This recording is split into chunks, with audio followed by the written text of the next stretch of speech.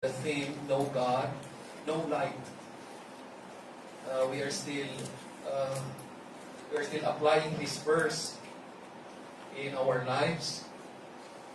We would want to know more of God, and we would want to receive His blessings. The early rains and the latter rains we would want to possess. But there is a condition for that, and that is to know more of God. Now, as we consider this, and as we begin this monthly theme, I would want to bring our attention to this study entitled, Jesus Can Illumine Your Life. In times when you find yourself in the dark, you need to know and you need to remember that there is Jesus. In times when you seem helpless as you make your choices and decisions in life, important ones, be reminded that Jesus is your light. When you find yourself at a loss and you do not know what to do, may mga nawala sa iyo, and it seems that life is dark and the future is bleak, may God's Word remind you that Jesus is your life. The part of the scriptures that we have read earlier is included in the portion that covers chapter 7 and chapter 8 of the Gospel of John. This is considered as one unit because of these several things that we can see in these two chapters. It has been believed that this account, this event that happened in chapter 7 and 8 happened or occurred 6 months before the crucifixion of the Lord Jesus Christ. The Gospel of John would tell us in chapter 2 and chapter 6 na dalawa na yung Passover na nakaraan, and the third Passover is fast approaching, about 6 months, and then the third Passover will be mentioned. The Feast of Tabernacles was at hand. So verse 10, it says there, when his brethren were gone up, then went he also up unto the feast. What happens during the feast? This was the time when the people of Israel would commemorate their experience or the experience of their forefathers in the wilderness. Every year, faithful Jews would go to the temple, and for 1 week they would stay there, and they would celebrate the Feast of Tabernacles. They would once again remember the manna, the water from the rock, the pillar of light and cloud that have guided their forefathers during their time in the wilderness. 40 years, sa wilderness, but God has been faithful. God would send manna and quail to provide for His people. Sabi sa Corinthians, the rock has followed them, the spiritual rock which is Christ has followed them and provided them water. And probably one of the most amazing miracles that they have experienced was the pillar of cloud and fire that became their guide for 40 years. Hindi pa uso ang payong noon. But in the heat of the day, God would provide this pillar of cloud that would cover His people.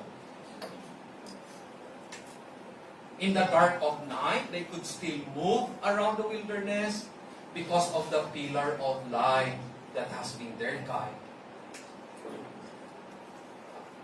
For this occasion, Jesus was there and He was teaching them using the rituals and giving them spiritual lessons.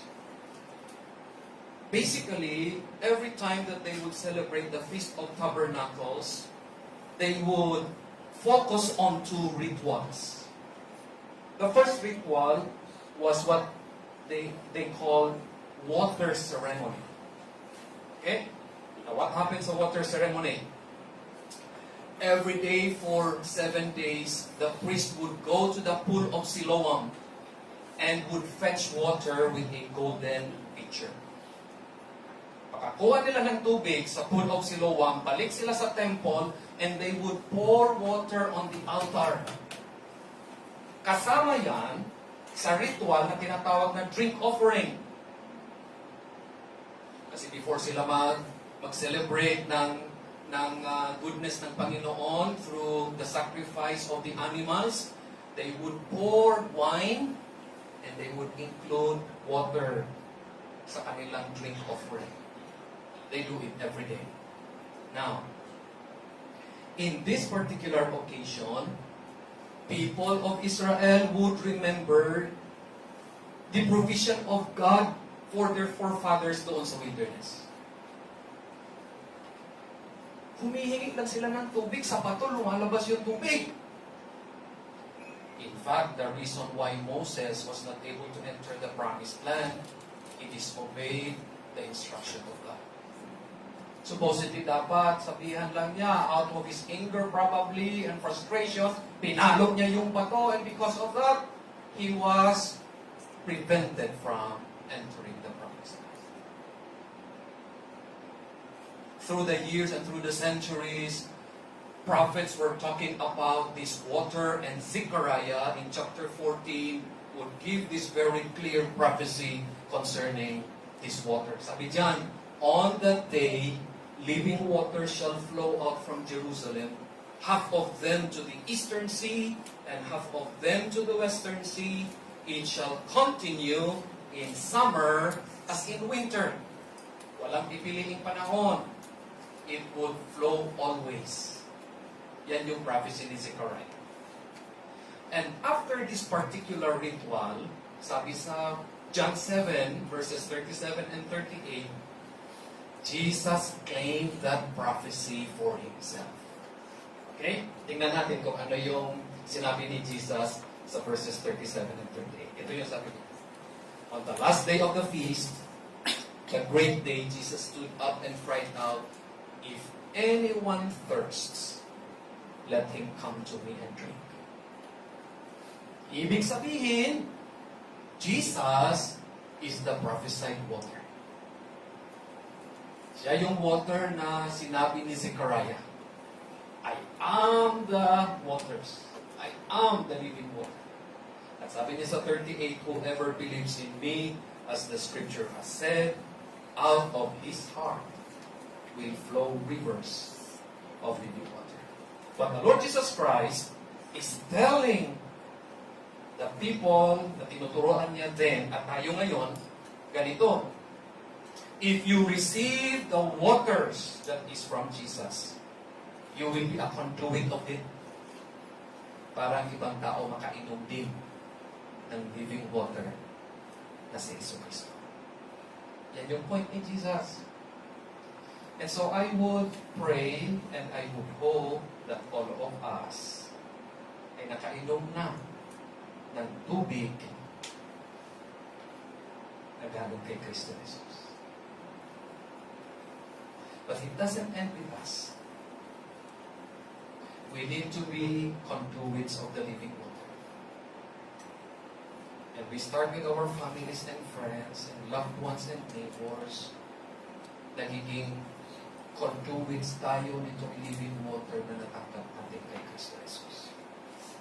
But the second ritual na nangyayari every Feast of Tabernacle is the light ceremony.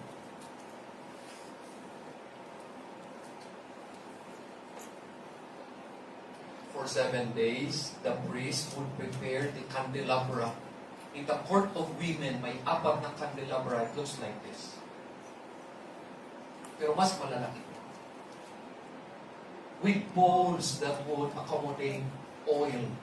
Pure oil. Pagkatapos yung miksa na ginagamit, yung damit ng priests na luma, hindi itinatapon.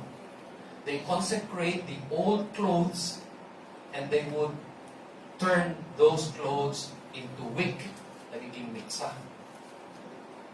And for 1 week, the priest would tend the fire every night, every evening time, sisindihan nila, and the whole night, the entire compound of the temple would be illuminated. In the early morning, kung wala ng oil, papatayin nila, papalitan yung miksa, lalagyan ulit ng oil, ready for the next evening. There was this prophecy again from Zechariah. Sabi niya sa verses 4 and 5, "Then the Lord my God will come, and all the holy ones with him. And there shall be a unique day, which is known to the Lord, neither day nor night, but at evening time there shall be light." This prophecy, of course, points the Jews back to the experience of their forefathers doon sa wilderness. Every night, without fail, God provided their forefathers His guiding light. Pero sabi ni Zechariah, the time would come when this light would illumine every man. At evening time, there shall be light. This would how the temple would look like probably noong panahon ni Jesus. You can easily see the outline of the candelabra. 1, 2, 3, 4. And that would be sufficient to give light to the entire compound of the temple. Pero alam mo, ito yung sabi ni Jesus, yung verse na binasa natin. As the people were gathering, probably, let us just imagine this. Kapapatay pa lang ng ilaw ng candelabra, Jesus stood up and said, "I am the light of the world. I am the light of the world. Whoever follows me will not walk in darkness, but will have the light of life." This could bring us back to Malachi 4:2, because in chapter 4, verse 2, the prophet Malachi has also given a prophecy concerning Jesus. And he called Jesus as the Son of Righteousness. Sabi niya, "But for you who fear my name, the Son of Righteousness shall rise with healing in its wings. You shall go out leaping like calves from the stall." That is Jesus. The way the prophets understood Him to be, si Jesus yung light ng mundo at ng buhay ng tao. Somewhere between Christ's declaration that He is the living water and that He is light, somewhere in between was an interruption. It would seem. And this interruption was about a woman caught in the act of adultery. Sabi sa verses 3 and 4 ng chapter 8 earlier, no? Sa passage na binasa natin. The scribes and the Pharisees brought a woman who had been caught in adultery, and placing her in the midst, they said to him, "Teacher, this woman has been caught in the act of adultery." Yan yung parang nasa gitna nitong dalawang rituals na ito. But you know what? Christ has even used this situation to enhance yung declaration niya na, "I am the light of the world." Yan ang titingnan natin this morning sa ating study. There are 3 realities that we can be familiar with as we consider this context. Okay? 3 na reality. Una, the world is in need of light. That is the first reality. The world is in need of light. Why? Because first of all, alam natin at nakikita natin sa palibot natin, and even in our own lives, it is in darkness of sin. Okay? It is in darkness of sin. Turn your Bibles please to Romans 1.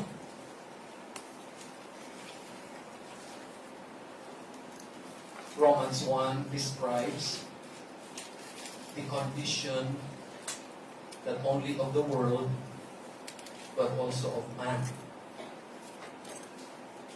Look at Romans 1. Can we read this together, please? Okay, mga kapatid, Romans 1:21 to 25. Ready? Begin. Because that, when they knew God, they glorified Him not as God, neither were thankful, but became vain in their imaginations, and their foolish heart was darkened. Professing themselves to be wise, they became fools, and changed the glory of the incorruptible God into an image made like to corruptible man, and to birds, and four-footed beasts, and creeping things. Wherefore God also gave them up to uncleanness through the lusts of their own hearts, to dishonor their own bodies between themselves, who changed the truth of God into a lie, and worshipped and served the Creator more than the Creator, who is blessed forever. Amen. First of all, this is the picture that the Apostle Paul paints concerning the darkness of the world and the darkness of the life of man. Una sa lahat, you see the disgusting idolatry. Verses 23 and 25. Why we call it disgusting? Kasuklam-suklam, nakakasuka na idolatry. That is how the Lord looks at idolatry. Imagine the way the Apostle Paul would portray this, would picture this. Sabi sa 23, they changed the glory of the uncorruptible God into corruptible images, such as corruptible man and birds and four-footed beasts and creeping things. The glorious God, the majestic God, ibinaba nila, ipinantay nila sa corruptible creation. Kasuklam-suklam. Instead of dedicating their lives to the worship and in obedience of the glorious and majestic and holy God,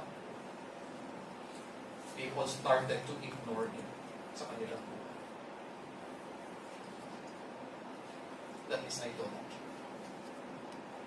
Now, isipin mo, siguro, Pastor, I do not have any idols sa tinitirhan ko. At least sabihin ko, wala akong idol na maliliit.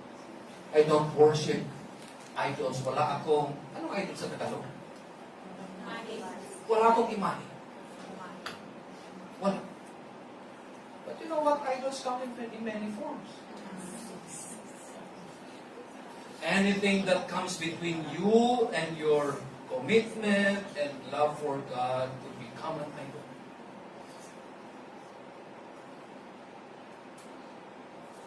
And when it is manifested in our lives, in the sight of God, it is truly disgusting.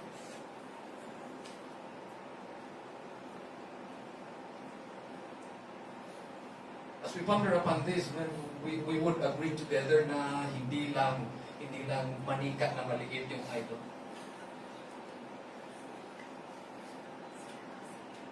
I saw this somewhere. What is sin? Ito yung description ng sin. This is what makes the world dark and the life of people dark. What is sin? The glory of God not honored. The holiness of God not reverenced, the greatness of God not admired, the power of God not praised, the truth of God not sought, the wisdom of God not esteemed, the beauty of God not treasured, the goodness of God not savored, the faithfulness of God not trusted, the commandments of God not obeyed, the justice of God not respected, the wrath of God not feared, the grace of God not cherished, The presence of God not prized. The person of God not loved. The Son of God not sought. The Spirit of God not regarded. The light of God not acknowledged. That is sin. And that is what made the world dark.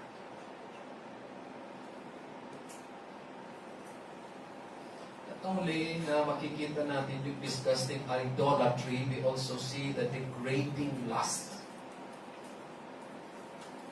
Verses 24 and 26 and 27, sabi dyan sa salita ng Diyos, wherefore God also gave them up to uncleanness through the lust of their own hearts, to dishonor their own bodies between themselves. And it began 1960s, yung sexual revolution na tinatawag nila. Naging open yung sex without the commitment of marriage. Naging open yung multiple sex partners kahit walang kasal. Sexual revolution, and until now, we see that. Verses 26 and 27, yung degrading lust, makikita natin dyan. Women having sexual relations with fellow women. Sabi sa 27, men also having sexual relations with men. Degrading lust. We call that homosexuality. The world is done. This is what we see.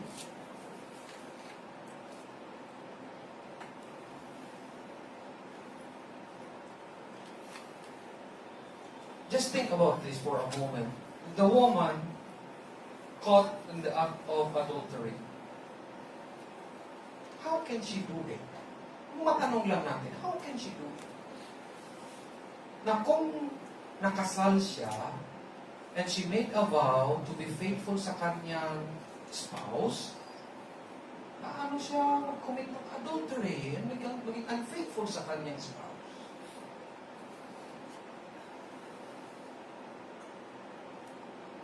Dark malice is also part of the darkness of the world.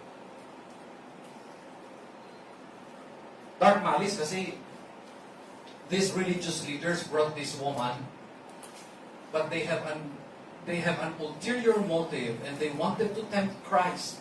Imagine that. I-tempt mo yung Diyos.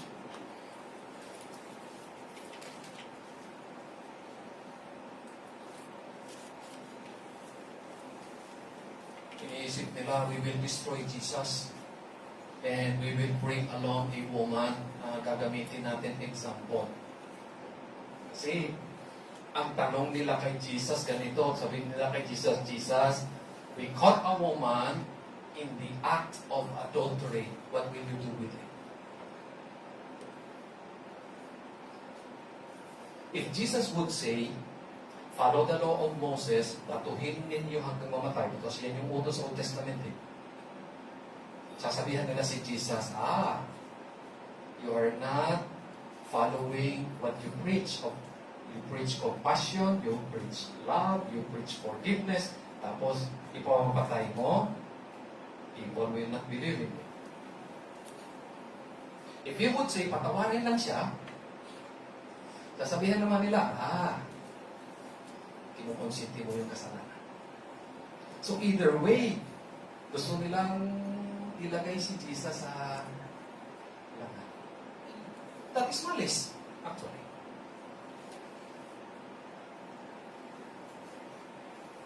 Brethren, hindi man siguro tayo guilty nito. Minsan lang.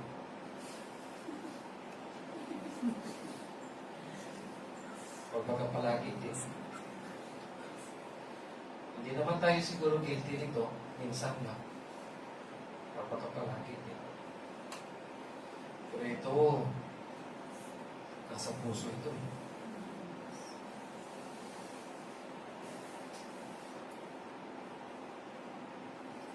Hindi Hindi mo naman siguro isipin na physically you will harm others.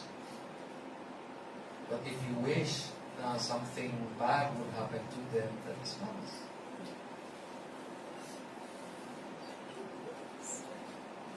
Sana mamatay ka na. Kahit hindi mo pa sabihin na marinig niya, sa isip-isip mo lang ba, malis yun.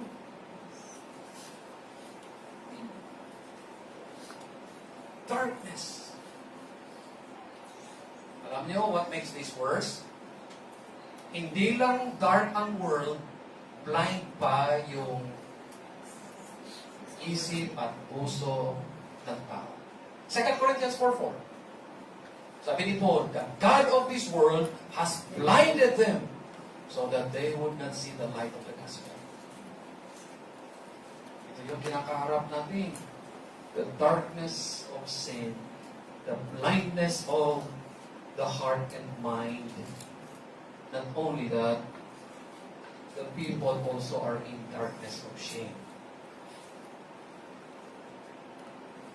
There is always embarrassment. There is always shame sa likod ng kasalanan. Yes, may pleasure ang kasalanan temporarily. Pero sa likod ng kasalanan, there is always embarrassment, there is always shame. Kaya napansin ninyo yung kapag may nahuhuli, nire-request nila sa pulis, baka may good morning ka dyan na tuwalya, tatakip ko lang sa ulo at sa mata. Because there is shame. Mabuti dito kung maaresto ka, may bag na itim. Hindi rin, nakita nyo? Oh. Para at least to maiwas ka sa kahihiyan. Hindi ka makita. Kasi may shame, may embarrassment sa kasalanan. Nalala ninyo yung Samaritan woman sa chapter 4 ng John? Why is it na tanghaling tapat, nag-igib ng tubig yung babae? Walang tao na mag-iigib na mainit tanghaling tapat. You do that in the cool of the morning or in the cool of the late afternoon. Bakit nag-igib yung babae? Umiiwas siya sa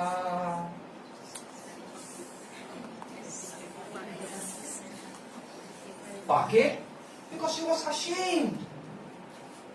5 yung naging lovers niya. And she was embarrassed. Itong babae na ito, sa John 8, I personally believe, na nung hinila siya ng religious leader sa harap ni Jesus, she was full of shame. I also believe na nung nagsialisan yung mga religious leaders, after na nagsulat si Jesus sa lupa, they also felt shame.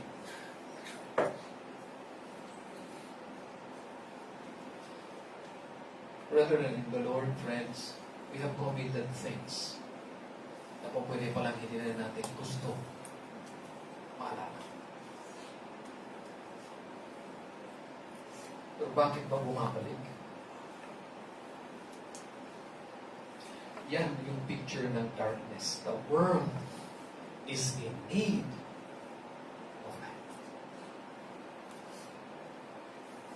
It could be that your world today, even as you are sitting there, it could be that your world is dark.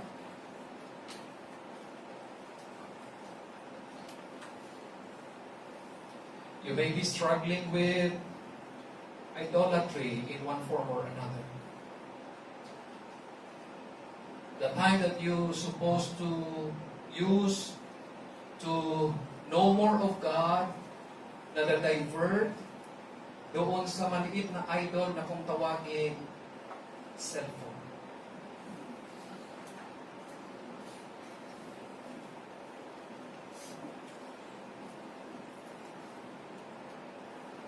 The glory of God that Sana ma-enjoy natin at ma-appreciate natin at makita natin as we go to His Word every day. Natatakpan yung glory ng Diyos sa nakikita natin na kung tawaging TikTok. We struggle with idolatry in one form or another. We struggle with lust in one form or another.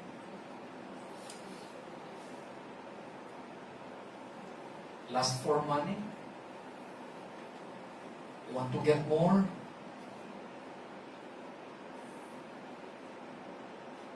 Maraming mga bagay. Or probably it could be malice.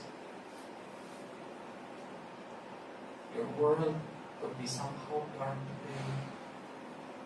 That is what the Word of God reveals to us. But the second reality, praise the Lord, the second reality that we find in the Word,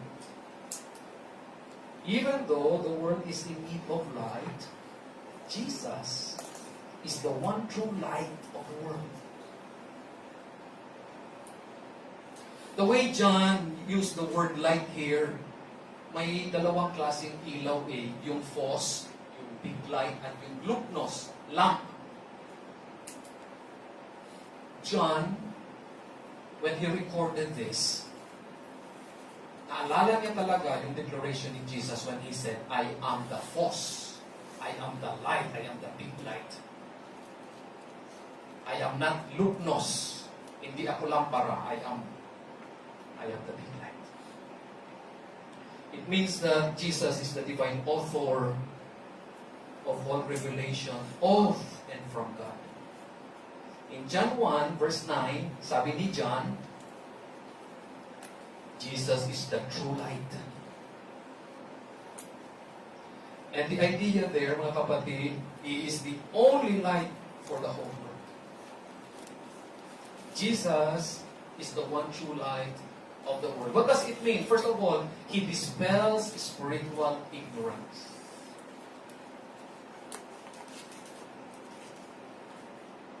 It is Jesus who reveals God to us. Tinawag si Jesus in John 1:1, the Word. And as the Word, He is the member of the Godhead who reveals the plans and purposes of God to the human race. He is the source of divine truth. He is the source of heavenly truth. He is the source of spiritual knowledge, of heavenly knowledge, Jesus Christ. Siya lang at siya lang ang makakapagbigay sa atin ng knowledge concerning God, concerning our condition, concerning heaven and eternity, and about how we may know Him. It is only Jesus. Without this capacity, mga kapatid, we will never know God. Pero si Jesus, siya yung gumawa ng paraan para sa atin. Now, being the light, He proclaims wisdom. He gives illumination for our daily lives. You can know what to do. You can know what choices to make. You can know how to decide wisely. Dahil kay Jesus. And so if you find yourself in a quandary at a dilemma na hindi mo alam kung anong gagawin mo, remember, Jesus can help you. Anong gagawin ko tapos ng kontrata ko? Look to Jesus. Ask for wisdom.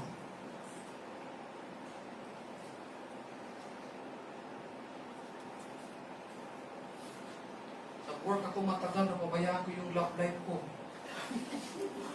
I will consider settling down and have a family of my own.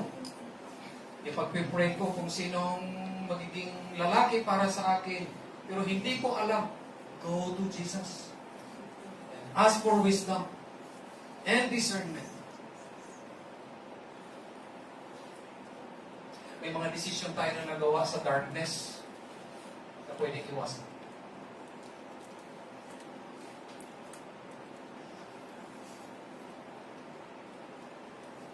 Jesus is the light. Siya ang makakapagbigay nito. May nakita kong hymn, pakinggan ninyo. This was written by William Howe in 1867. Very doctrinally sound hymn. The title is O Word of God Incarnate. Pakinggan ninyo. O Word of God Incarnate, O Wisdom from on high, Truth unchanged, unchanging, O Light of our dark sky. Talking about Jesus. We praise Thee for the radiance that from the hallowed page, You are a lantern to our footsteps, shines on from age to age.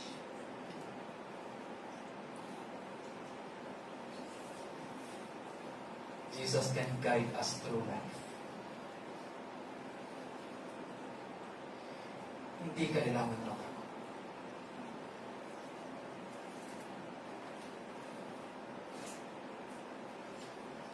Don't be scared about God's will for you.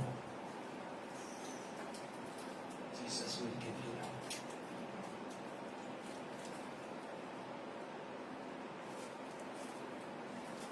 We also see here that Jesus removes the moral darkness that exists in your own personal life.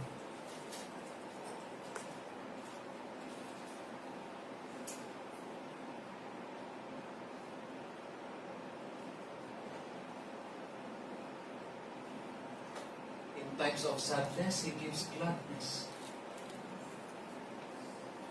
In times when our sinful nature would take advantage of us, Jesus reminds us of what holiness is and how to live godly.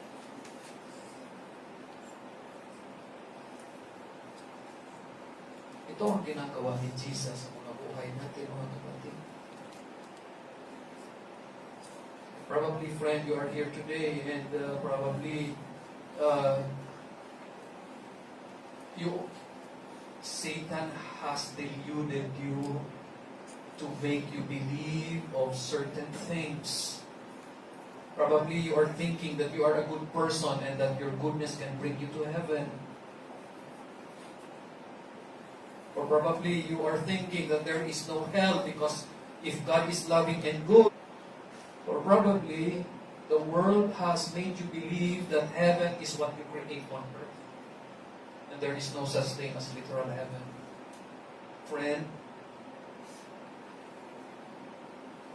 Jesus can illumine you.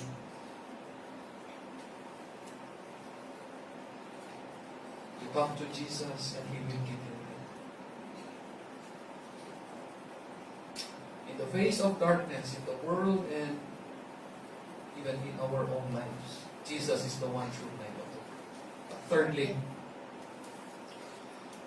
coming to Christ for salvation results to a different kind of life. Consider again what Jesus said in verse 12, last part. I am the light of the world. He that followeth me shall not walk in darkness, but shall have the light of life. We see two things here. First, you want to possess this light, you want to know this light, the condition is that you follow the Lord Jesus Christ. Sabi niya dyan, if anyone, he that followeth me. It is a condition that is individual. Ikaw ang gagawa ng desisyon whether you follow Jesus or not. At tanungin mo, Pastor, what does it mean to follow? What does it mean? To follow means to believe on Him. To follow means to come to Him in repentance.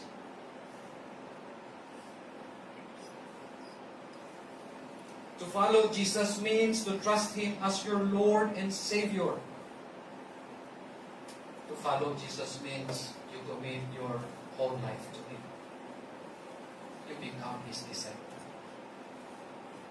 That is the condition. There are people in the world, gusto ng light, pero ayaw nitong condition ito.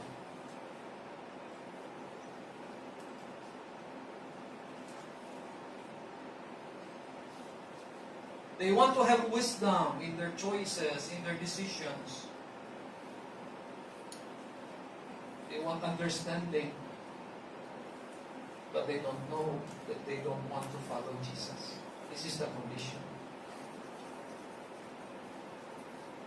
Baka meron dito in our midst a person or two, hindi pa sigurado ng kanyang personal relationship kay Jesus. To follow means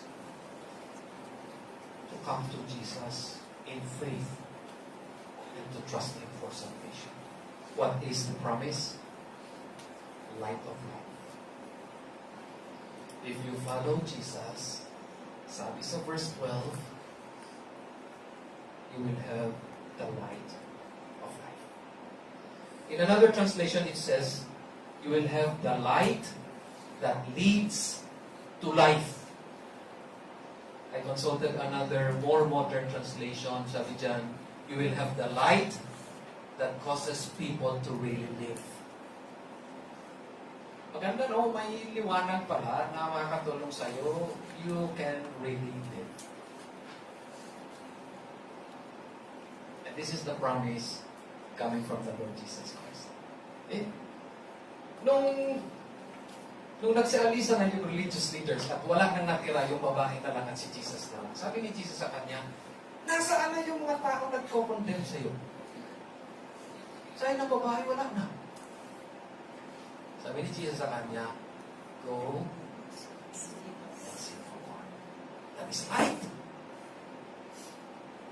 Feeling the assurance that you have been forgiven. From then on, I believe that this woman, umalis siya sa presence ni Jesus Christ, she possessed light that leads to life. She possessed light that caused her to really live. There was a time in her life, she committed mistakes, poor choices, pero umalis siya sa presence ni Jesus with that light in her life, in her heart, in her mind. Hindi na niya hahanapin yung significance sa embrace ng ibang lalaki. She returned home to her spouse and to her family with that light.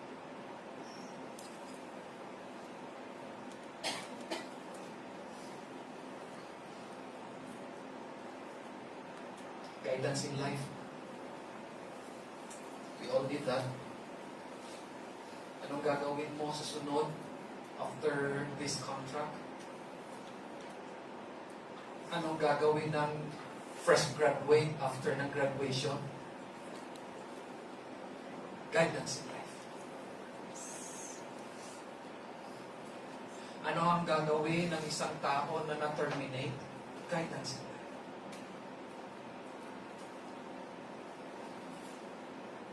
Ano ang gagawin ng tao na dying?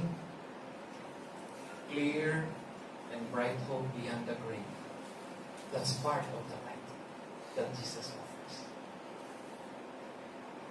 Mga kapatid, pagdating ng panahon na bawat isa sa atin would be on our deathbed, what would comfort us is not our possessions.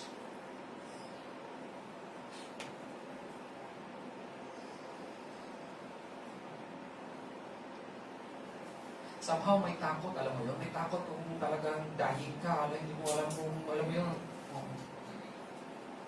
ano mangyayari sa akin? Ito na ba yung last na hininga ko? Hindi isip mo. Yung possessions mo, hindi makakabigay ng comfort sa iyo. Kahit Audi pa, sasakyan. Kahit pumasin mo, hindi ko makakawa ng comfort yun. Totoo. Your position would not give you comfort. Kahit CEO ka ba, kapag nasa deathbed ka, yung position mo, hindi makapagbigay ng comfort sa iyo. Alam mo kung makapagbigay? It is the person of Christ. It is His peace. It is His promises. It is His presence with you. It is His prepared place. Yun ang magbibigay ng comfort sa iyo. And when the time comes that we will be dying, ito yung magbibigay ng care and control. There is something bigger, more wonderful beyond the grave. You may be dying now because of a particular sickness. Beyond the grave is an incorruptible body.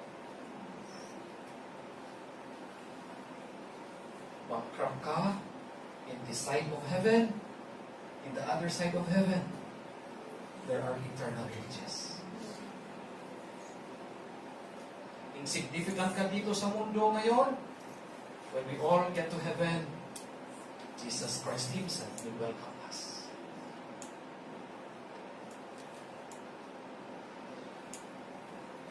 Some points to ponder. Okay? And then we will close. Una, Jesus is the light that you must appropriate for your own. It should be a personal decision. Your parents could not make that decision for you.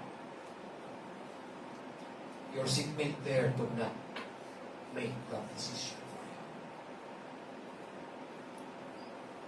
You must appropriate the light that is in Jesus. You have to make a personal decision. Second, the light of Jesus in you is to be shared. In the same way that Jesus said sa John 7:37 and 38, out from His heart would gush out living waters. Same idea. After you receive the light, you need to point others to Jesus. Carry the light. Talk about Jesus. Point others to the light, so that they too would come to know Jesus. And the third, the light you have is for movement and progress. We become wiser in life. We become more discerning. Dahil sa light na galing kay Jesus. And so, by God's grace, we commit less mistakes. No? We make less unwise decisions. We make less unwise choices. Because the light of Jesus helps us to move and to make progress. No God, no light. Jesus can illumine your life. Father, thank you for your word. And bless this for our daily lives. Sometimes we do not fully understand the importance of wise choices and wise decisions. Pero alam namin, Panginoon, you are the only source ng kinakailangan namin sa araw-araw.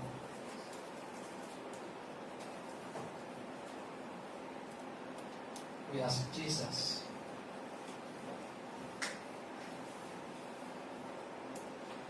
to guide us through life.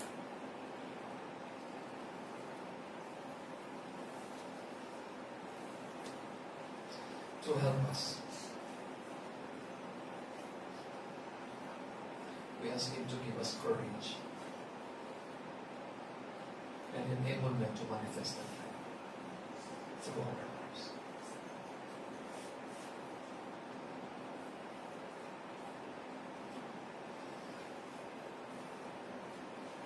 Dear God, we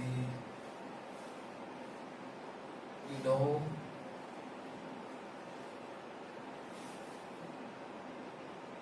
that we are living in a very dangerous world.